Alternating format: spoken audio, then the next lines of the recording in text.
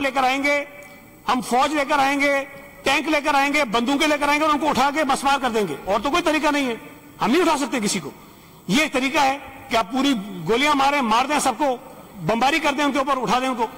लेकिन अगर ये काम नहीं हो सकता तो हम जो इल्तिजा कर रहे हैं कि जी हुकूमत एक कानून बनाए और उस कानून के मुताबिक जो रेगुलाइज हो सकते हैं। यकीनन अगर किसी ने नाले के बीच में घर बना दिया होगा तो वो नहीं होगा, किसी ने पानी की लाइन के ऊपर अगर बैठ गया होगा तो वो नहीं होगा, कोई अगर दरिया सिंध के बीच में घर बना के बैठ गया होगा तो वो नहीं होगा। लेकिन ऐसी चीजें जो रेगुलाइज करना मुमकिन है, जिसके जरिए लाखों लोगों के घरों पर जो छतें मौजूद हैं उसको बचा सकें, ये मैं समझता हूं हम सबकी जिम्मेदारी है।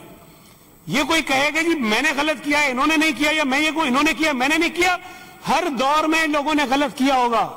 मैं तो कह रहा हूं कि इस करारदाद में डाल दीजिए कि सरकारी अफसरों के साथ साथ जिन सियासी लोगों ने गलत किया उनको भी सजाएं दें, आप उनको भी देनी चाहिए, चाहे वो मुस्तफा कमाल हो चाहे वो सईद गनी हो, जिसने किया दें सजाएं सबको आप। लेकिन हमारी नालायकियों की वजह से, हमारे गलत फैसलों की वजह से, हमारे बर्वक्त रुकावट न डालने की वजह से जो लोग आबाद हो गए हैं, हम बैठ के कहें जी सुप्रीम कोर्ट कह रहा उठा दो भाई, आप उठा दो, मैं तो नहीं उठा सकता हूं।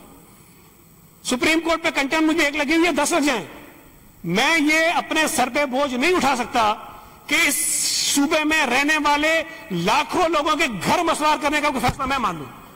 भाई ये तो इख्तियार मुझे है ना, फैसला मानने का मैं पाबंद हूं। ये इख्तियार तो है कि मैं रिजाइन कर दूं, ये इख्तियार तो है कि मैं असेंबली छोड़ दूं, ये इसमें भी मुझे रोकेगा कोई?